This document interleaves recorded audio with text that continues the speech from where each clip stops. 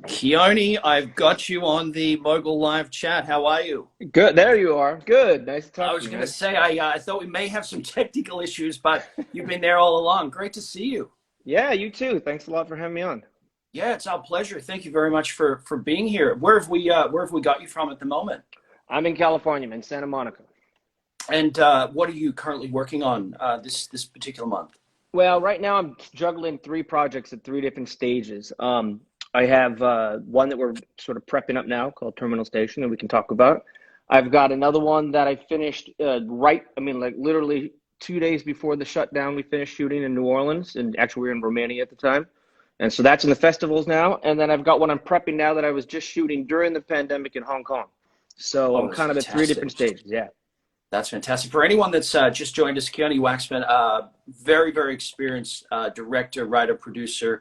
I had actually prepared a couple of assets for anyone that's going to jump in the chat and perhaps is just jumping in and wants to get a quick update. I mean, your films speak for themselves. You know, Cartels, Shooting Gallery, In Solution, True Justice. Like, there's a list of just. I mean, I've watched them all. That's the thing. I think they're all That's amazing. great, man. I mean, hopefully Uh, there's a lot of people out there who watch them all.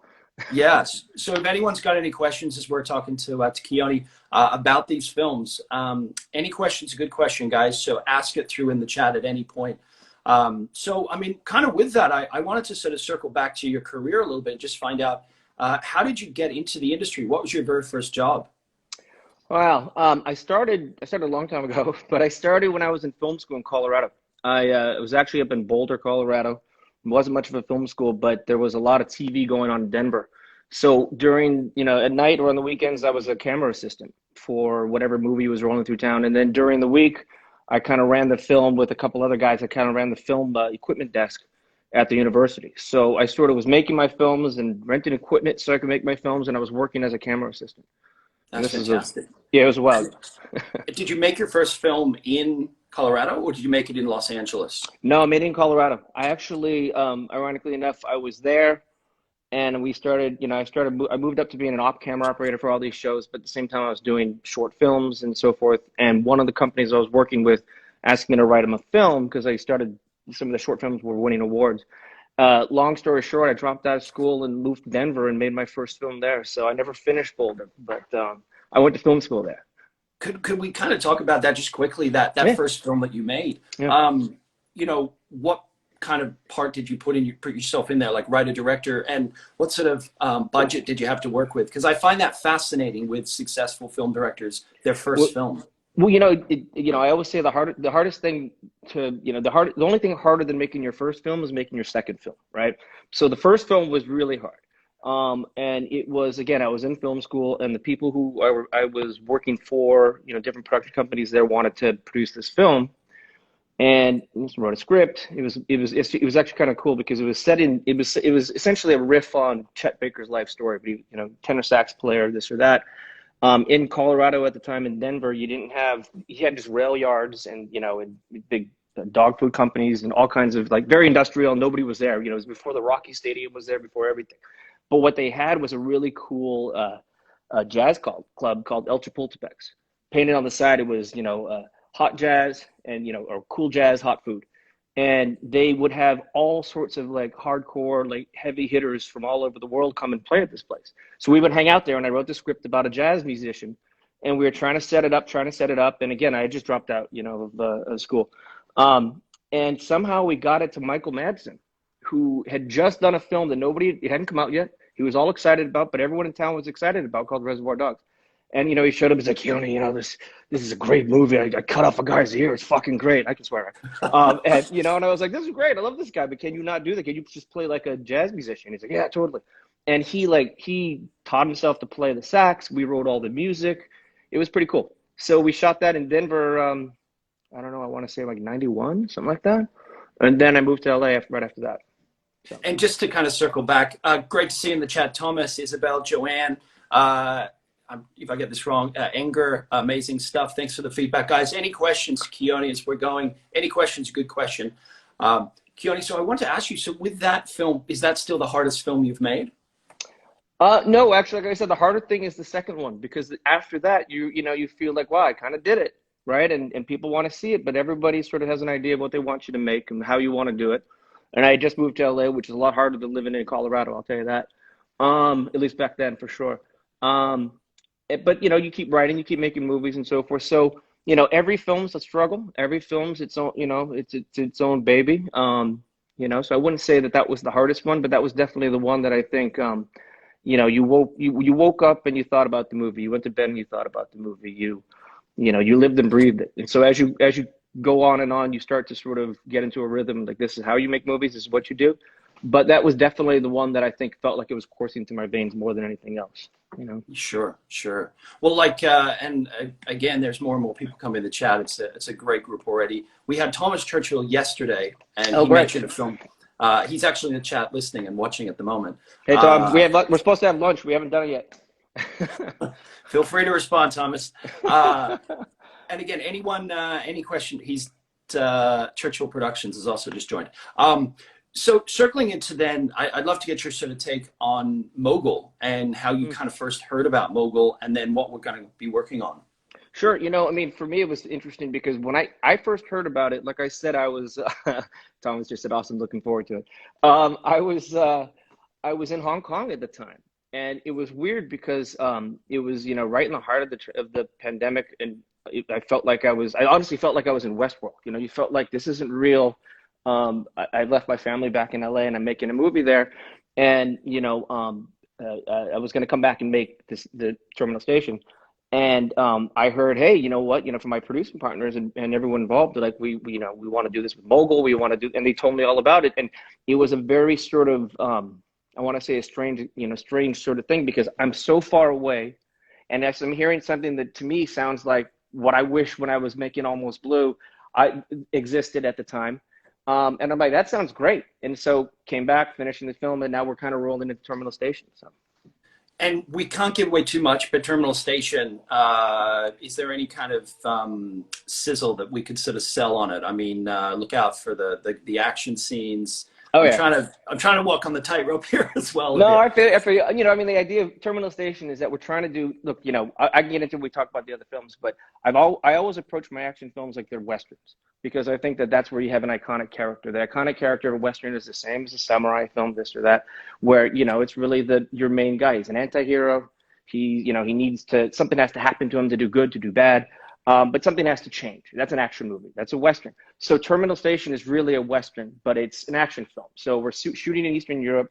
You know, I would say if you want to put into a log line, it's, you know, it's John Wick action and it's sort of Reservoir Dogs, to go back to Madsen, structure. So I'm trying to make like the indie Western action film in Eastern Europe. That sounds awesome. Yeah. I was going to say, Taylor Kalish, favorite story with Buzz? Yeah, she's talking about my assistant director, Brian O'Sullivan. So she's throwing a shout out to him. All right. And again, that was a great question, Taylor. Any others, keep them coming. So with Terminal Station, obviously part of the Mogul Showcase, what sort of role are you playing in that production? I wrote it and directed it. You know, again, you know, I'm going back to my action roots. Last two films that I did, you know, the Hong Kong film was, believe it or not, sort of a R-rated romantic comedy, which should be interesting. It's Wolf of Wall Street meets Crazy Rich Asians, if you can think, you know, imagine that. And what's the title of this one? It's changing. Our working title was Hong Kong Love Story because we had to have a title there, and we had to have, you know, we wanted to sell the idea that it was a romantic comedy. But as we're cutting it and we're kind of finding the film, we're realizing that it's a little edgier than that. So we don't want to be too misleading with the title. So right now it's Hong Kong Love Story, but it's going to change. I did the one before that I did in New Orleans called The Ravine, which is based on a novel, a real story. It's a thriller, great cast, great, you know, sort of great environment, all of that. So to go back to Terminal Station, I'm kind of coming back to my action roots, so I'm kind of happy about that, you know. So we're gonna, you know, it's gonna be kick-ass. We're gonna kill a lot of people. I was telling someone the other day that Hong Kong Love Story was the first film I made in 25 years where I didn't kill somebody on screen. So now I have to make up for it in Terminal Station. We're gonna kill a lot of people. So we're gonna see you in full swing. Yeah. That's fantastic. I mean, anyone wants to talk about Keoni's favorite films as well, or any particular scenes in any of them as well, feel free to jump in. I want to talk about Shooting Gallery. Mm. Uh, Hmm. that's a great film. What was your motivation to kind of get that done? Okay, so going back to your previous question, that was probably the hardest film to make. I Definitely. wrote that film years ago when I first moved to Hollywood, and it was really about pool hustlers and street hustlers and all my friends in Hollywood. And it was before the big earthquake. It saw, everybody in town picked it up and wanted to make it, and for whatever reason, five, I think it took like 7 years to get it made. But for like 5 years, everyone wanted to make it and nobody did. And ironically enough, two people kept coming back to it: Ving Rhames and Freddie Prinze Jr. And then, no joke, one day I got a call and it was Freddie saying, "Hey, I think I'm ready to make the movie." I called Ving, and Ving was in and out of that movie like 3 times, but that's Ving. Um, and then found out that we were going to shoot it in New Orleans. And I went to New Orleans and I lived there for a long time, not a long time, but for a few months, and rewrote it for New Orleans. And that was 15 years ago. And, it became more of my understanding of New Orleans and less of my sort of trying to put my friends and my life here on screen.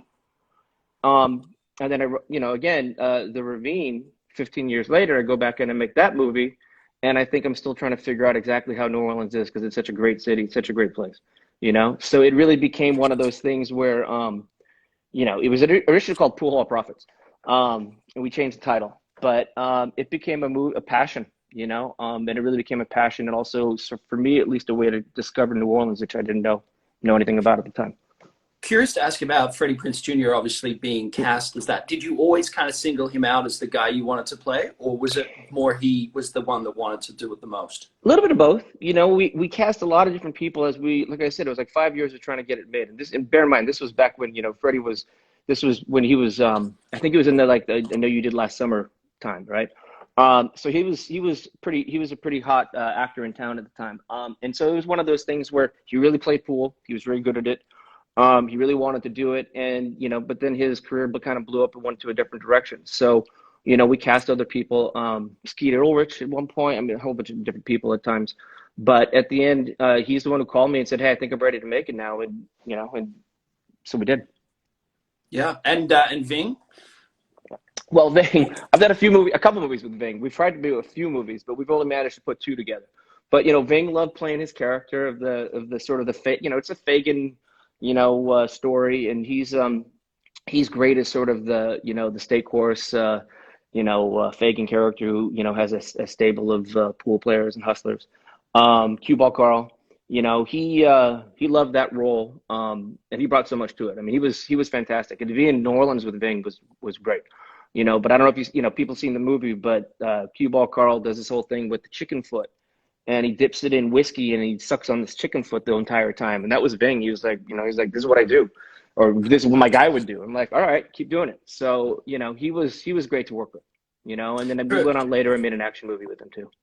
for any of the actors that are either going to watch this later on or listening right now, I always find it really interesting when a director works with an actor multiple times. What is it about him that makes him a great actor, or you enjoy on set with him? Ving, he's one of those guys that just his presence is as strong as his acting ability is as strong as his voice. He shows up and he knows what he wants to do. He's great to, kind of be on set with, when you're blocking and you're trying to figure stuff out. He's got a lot of great ideas, and he also has just an incredible amount of I want to say presence, that he doesn't have to do much.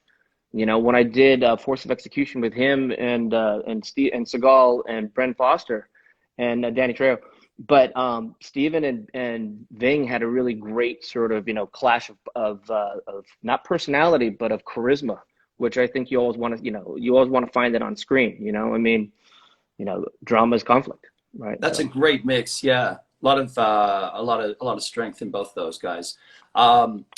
I've got, just so Andrew and Nightly Crypto have put up a couple of questions. Good to see you in the chat, Andrew. Nightly Crypto. Here's a quick question that's come in. As an actor, following the fact that you won the showcased event, what's your view about Mogul and the vision of this project in relation to filmmaking? So I think just dissecting that, I think, what's your reaction to the vision of Mogul making movies? well, again, like I said, I wish Mogul was around when I made my first film, and I do have to see Haisa, who is my female lead in Hong Kong Love Story, just said hi, Keoni. So I have to say hi, Haisa. She's in Thanks for Brazil being right now. here. Yeah, she's in Brazil. She's amazing in Hong Kong Love Story. She's incredible. She's you guys wait. You guys, she's gonna blow up. You heard it here first, Haisa. Anyway, I hope I'm saying the name right. Anyway, Camilla is her character's name. Going back to your question though. Look, anything you can do to demystify first off financing films, because it's such a crazy thing. You can finance a film 100 ways, but at the end of the day, nobody really understands how it all comes together. I think what Mogul's doing is allowing people to say, look, you want to make this movie, you want to be involved in this film. I want to see this movie as an audience. These are all the elements that, again, when I did Almost Blue, I didn't have.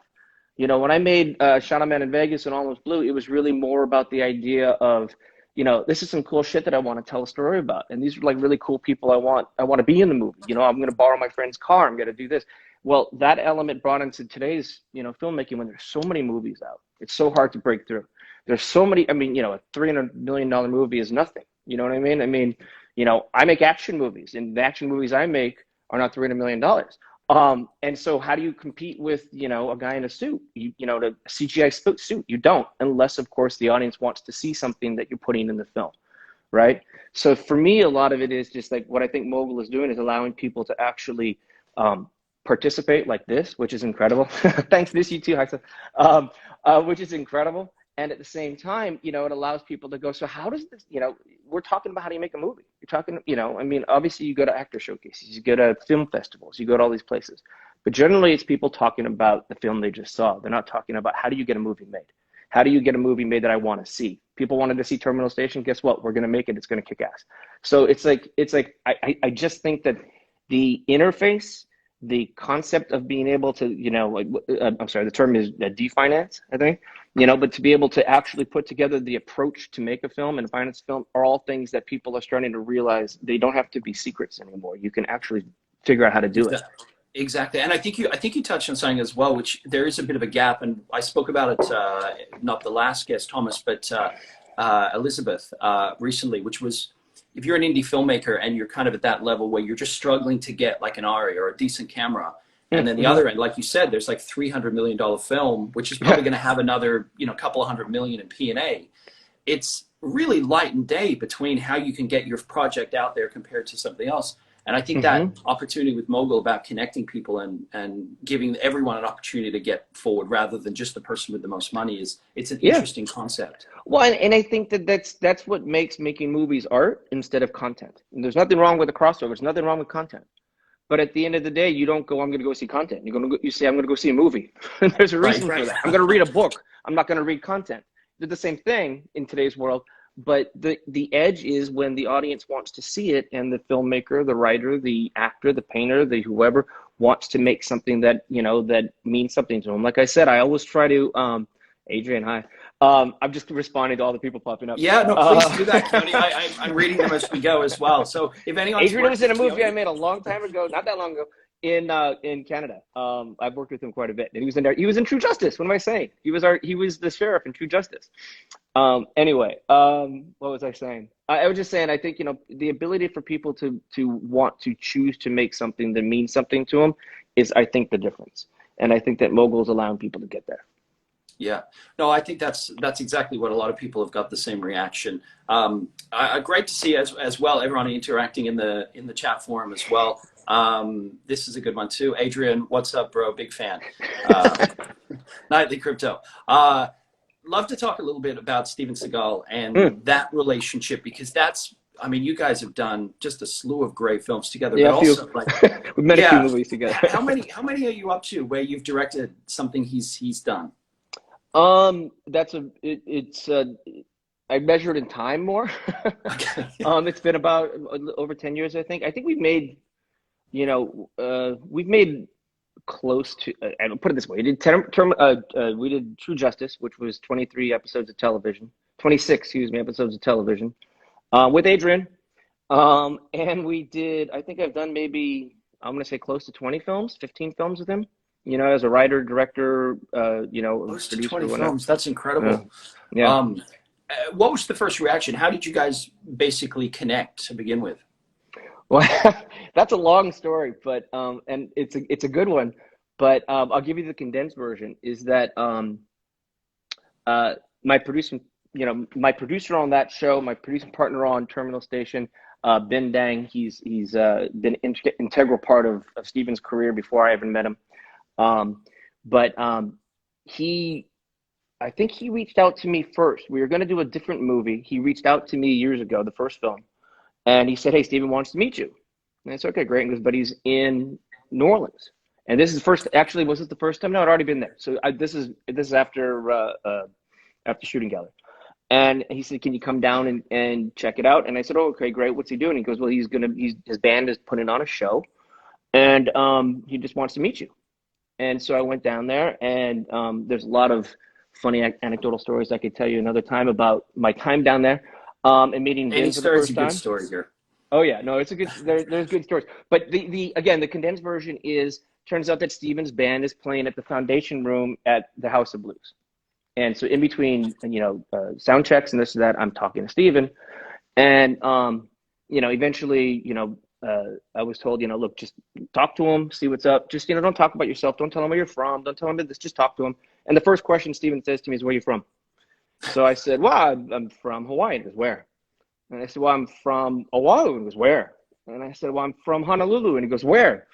And so I give him my home address, and he goes, "I know your people. We should make this movie." So I was like, "Wow, that was super cool." So then I hung out to watch the show. And as I'm watching the show, and he's up there playing, and we're in New Orleans, and we're in the House of Blues. And I'm thinking, well, I don't know. I mean, like, Steven does action movies. I never watched his movies, and I had done a lot of action movies, but I had moved on to other stuff. And no joke, while I'm watching him, I think I want to say it was I forget which Neville, but one of the Neville brothers came up on stage and goes, "My good friend Steven Seagal here is playing," and played a song with them. And I just remember looking up, going, if one of the Nevilles in the House of Blues in New Orleans is going to rock out with Steven, then I can make a movie with them. And then we made a lot. So that's how I met him, and that's how I started working with him. That's a great story. And then, so True Justice, obviously, I've singled out just one or two, but there's so many different Steven Seagal films. I mean, True And Justice. stories. Yeah, well, I mean, what was the process there? Because you directed, produced. Like, why did he obviously want to go in that side of making episodics over film? Well, that again was the machine that was with him, the producers and his whole team that was with him prior to me starting. I had done a few stories. Kelly Robson, what's up? He's Kelby, excuse me. He's in the Ravine. He just said hi. Um, Good to see you, but Kelly. but we did, I think, I want to say maybe 3 films with Steven, and they were always talking about doing a series with him. And he, like I said, he had a team with him that did a lot of the writing, a lot of the producing, so forth and so on. And when it came down to actually putting together the series that he wanted to do, they had a first season, 13 episodes up, and they sort of, said, "We want to shoot this." We decided we're going to shoot in Canada and Vancouver. I had shot in Vancouver a lot. We had just shot two, I want to say, 2 films, Steven films in Vancouver. So it was a pretty good fit to go there. I came in to sort of, do the pilot and, kind of run the look of the show and be the not the showrunner at the time, but to be sort of the head of, the look and everything and work with Steven. He still was writing with his team and he was doing this, he was doing that. He had a lot of say in it. And here's the thing about the show is that it was originally conceived as a cop show. Okay, so, that's great. We built this great set. Andy Deskin, my production designer at the time, built an incredible set. A little trivia. We actually took over the old Watchmen backlot. They had just finished shooting Watchmen like a year later, and so we took over that backlot and turned it into essentially our backlot. And so it was great. We had, we cast the whole show. We found some great actors to work with. But as we started getting into the show, we realized, what Steven, in the movies I'd done with Steven up at that point, what Steven does is not what it does on screen is vengeance. You piss him off, he's going to kick you in the nuts, break your arm, and throw you through a window. Well, guess what? That's one thing cops can't do. So as we started getting into the show, we started realizing, we're kind of stretching the stories because people want to see Steven, get you in an arm break and toss you through a window. Right. And so when the second season came in and we had a shift of the writers left, I took over the writers' room to work with Steven on it. What we did is we said, why don't we we killed off most of the people, and we said, let's put them undercover. And now Steven's character and, and the show can go from being a cop show to be something more like extended movies. And so really what the whole thing was is that we started doing every 2 episodes. If you watch the show, it all clicks. Every 2 episodes can be one movie because that's what I do. So we did the second season as essentially 6.5 films. And with these films, we told a different story, more like his movies. We had a third season lined up, but Steven was done with shooting TV. He wanted to go back to Arizona, and so we didn't do the third season, which is unfortunate because we had a really great storyline for that. Yeah, and I mean, if anyone that's seen True Justice, I mean, it's got a very distinct look about it as well. Yeah. The way you guys shot it, I thought you did really well, especially could condense that much of a storyline into each episode. It's hard to do because there's a lot to kind of cover. With again, anyone that's joined us, feel free to ask any questions you like. We're kind of like working our way through a bit of Keoni's career, but also Mogul, the new film Terminal Station, and some of the films he's done as well. I asked this yesterday to Thomas Churchill. Questions just popped up before I continue. What's your biggest challenge during the shootings of Terminal Station? Well, we haven't shot it just yet, but what are the challenges so far? Well, I'll tell you, the biggest challenge with a movie like that is we do a lot of these action movies for a reason in Europe. And as you set them up and as you move forward, what happens, and especially in Eastern Europe, is it starts to get really, really cold. And the nights get long and the days get short. And this may sound more like a technical answer to maybe not a technical question, but the issue is you start balancing your story with, okay, how much are you outside? How much are you inside? Do you want to use the location? You want to use the idea, like I said, that, you want it to be very John Wick. Well, guess what? It looks great, in Europe. That's the look. However, how much of it are you outside? How much are you inside? And therefore, it all sort of tumbles into that. So that's where we are right now. So again, a technical answer to the question, but that's kind of where we are in the development prep process. Great. Yeah, and good answer. Good question as well, Edgar, as well. Because again, this is all the prep work that gets done, which is probably the less glamorous side as well. This is the fun part, though. This is the part I love. I said yesterday to Thomas Churchill, we were talking about how some people think of Hollywood as like red carpets and it's all just like fun. But there's actually the business side that goes into it as well. Is there any advice you could give for filmmakers how to be successful with their film? Well, I'll tell you, I always say, if you have a story, write it. If you have a movie you want to make, shoot it. If you're an actor, get in front of the camera as much as you can. If you're trying to, if you want to write a play, put it on. And the reason why is because you have to, like you said it's just like we were talking about content. It has to rise above, right? People have to see it, and they're going to go see it if they know you. If they know you're doing it. So that's the first answer to that, right? And then the second answer, like in terms of trying to finance films and this or that, again, and this goes back to Mogul, the idea is that, this is why I say the hardest film to make is your second film, not your first film, is because the metric they put on you, how did the film sell? How did the film sell? More so an actor than a filmmaker. Not that actors aren't filmmakers, but actors' names and their visage is what they, cha-ching, that's what they look at on screen. So there's a lot of have undue respect for actors because, I get dressed like this. They have to look great. You know what I mean? It's a great point there.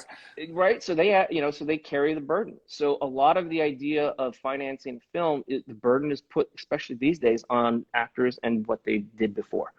So I think I sort of circled out of your question a little bit, but I think, at the end of the day, I think you can't take it too seriously. First off, if you love making movies, if you love acting, if you love writing, if you love directing, do that. Don't take it so seriously. Go to the beach. Don't go to the red carpet unless, of course, it's something that you really want to do. And you have to separate that aspect of it. And then you have to really do a good job. You have to make something that people go, oh, I know that guy, I know that gal, I know that person, I want to see it. And then the people, hopefully, who have money go, oh, well, they made money for them. Let me see that, what they did. Can you do, what do you have next? And I've always sort of fallen into the whole thing where if you're working hard and if each one is going to be your best one, then, and obviously that always changes because the next one is going to be your best one. But if each one is you're going to put your heart and soul into it, somebody's going to notice it. And hopefully somebody who says, I want you to make me a movie. Yeah. Yeah, that's great advice. I think as we're slowly winding the clock down, obviously Keoni's got other things to do today and everyone else. We're going to have a limited number of questions, but I want to put it to everyone who's listening in the chat right now. What's your favorite Keoni film?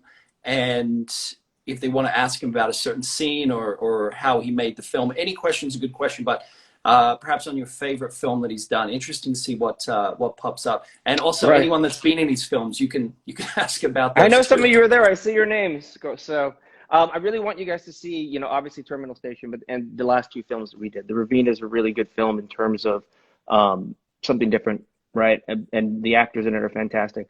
And then Hong Kong Love Story, I'm really excited about because I just think it's something different, So and then of course, then we get into Terminal Station. So if you guys like Terminal Station, I don't know which film you'd like Terminal Station, which film of mine you'd like it to be like. I've done a bunch of different types of action movies, but I'm thinking of really turning this one up. Is there any advice you give for the actors out there? Thomas had a great answer yesterday, and I always like to put this to directors. What do you like seeing in a casting when an actor comes in?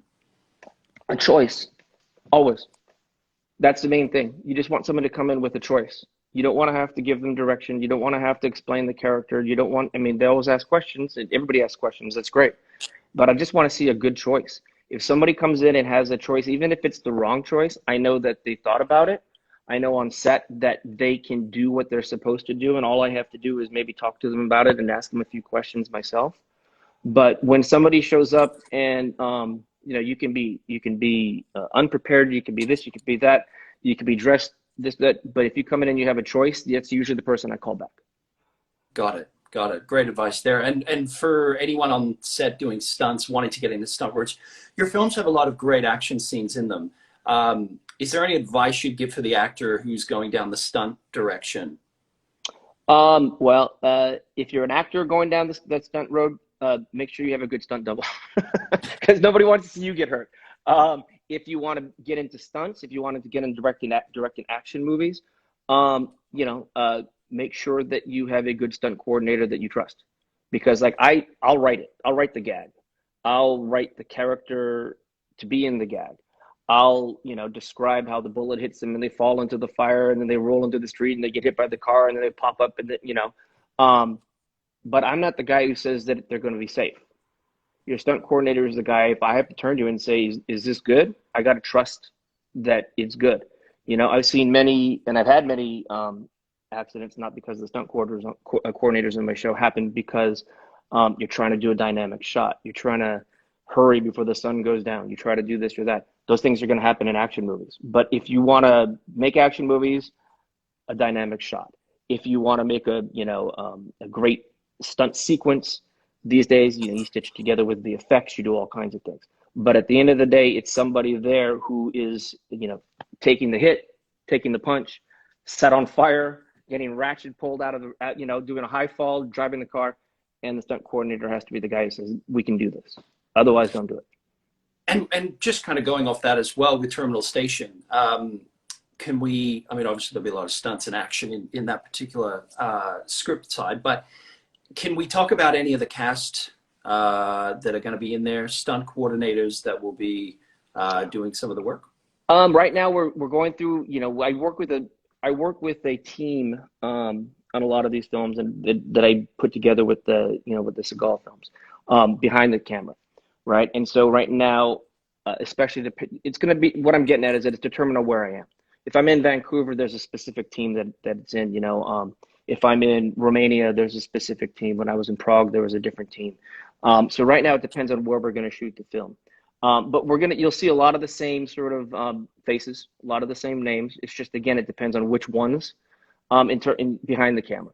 In terms of, actors, you talk about working with the same actors quite a bit. Right now we're locking in who we really want to play a couple of the roles. But one of the roles that we're gonna who is going to be in the film is a guy, Byron Mann, who was a lead in the Hong Kong film I just did. And I've done a few films with him, and he does a lot of action. And he does Asian style action. He does, he was in Altered Carbon. He was in Wu Assassins. He does a lot of different types of action. So he's going to have to do something a little different in this. But in terms of the rest of the cast, I can't say yet because it's a bit of a surprise we're trying to put together. But rest assured, it's going to be the same action team. So fantastic. We're really looking forward to updates with Terminal Station. guys, this will be my last question to Keoni, unless anyone else wants to jump in. It's been such a pleasure having you. Love to just get your final advice for anyone who wants to make it in the industry, who's just starting out. Obviously, changes with COVID, changes with the way things have sort of happened. If you could go back in time, is there anything you would have done differently? And I'll kind of put it to the filmmaker rather than the actor this time. Well, I'll tell you, on the filmmaking side, the main thing is, if you have a script if you have a story you want to tell, write the script. Get it to people. If they don't read it, don't worry about it. It's not because it's bad. It's not because they don't like it. It's because they're busy. And in this day and age, sometimes it's just hard to get to a script. But when they find the right script and the right person, then you're going to find that you're going to be, you have to not give up, is what I'm saying. But the biggest thing I think that I learned over the years is, whether you're an actor, a director, or a writer, or producer, or anything, you have to own your no. This town is really hard to say no, because you're always afraid you're never going to work again. You're always afraid that somebody's not going to like what you did. You're always afraid that if you turn it down, somebody, and that's intrinsic to making movies, is because it's like a parade. I would call it like rock soup. It's like, I have a pot, everybody starts pouring stuff into it, suddenly we have a great meal. And if you don't have a pot, nobody pours any stuff into it, you don't eat. So you really need to own your no, because sometimes you can just say, not for me, and it's okay. And I think that's the biggest thing, because you're not, I'm not one to have regrets about things that I've made, but I do think that people sometimes go, oh, it would have been this. Oh, I thought it was going to be that. Well, then say no. They're going to come back and offer you something else if you just keep getting that. But that's the biggest thing, is own your no. That's outstanding. Yeah, I mean, we've had great sound bites. We're for anyone that is just jumping in the chat, we're going to be wrapping things up. This is halfway through a week where we had Thomas Churchill yesterday. We had Keoni Waxman today, and tomorrow we've got Ben coming in as well. So it's nice. Halfway through with the Bungalow team. But these sound bites are great, absolutely great, and we'll put this up obviously on the Mogul platform for anyone to watch the interview again. But Keoni, it's been such a pleasure to have you. Can't wait to see Terminal Station. It's in great hands with yourself. And yeah, just everyone here, thanks very much for chatting. We'd love to get you back. Anything else you want to say just before we depart? No, I just really appreciate the opportunity. I mean, I think what Mogul's doing is great. And, James, you're a great host on this. And it's just great to sit down and be able to talk to people about it, especially the film. So it's good to start the rock soup now. Yeah, we really appreciate that. And yeah, it's been a real pleasure to have us here. I'm not sure if the signal's cut out for everybody. We got basically the very end of that. Oh, here we go. Got you back. There you go. It looked like I just want to say, look, it's been a real pleasure to have you. We're right behind you with your films. Thank you very much for everyone as well that came in and was here in the chat. And I mean, Angus has said, great to see you here. It's a great show. Thanks very much for that. And yeah, look forward to talking again. Have a great afternoon. You too. Thanks, Ben. Thanks, guys. See you tomorrow with Ben Dang.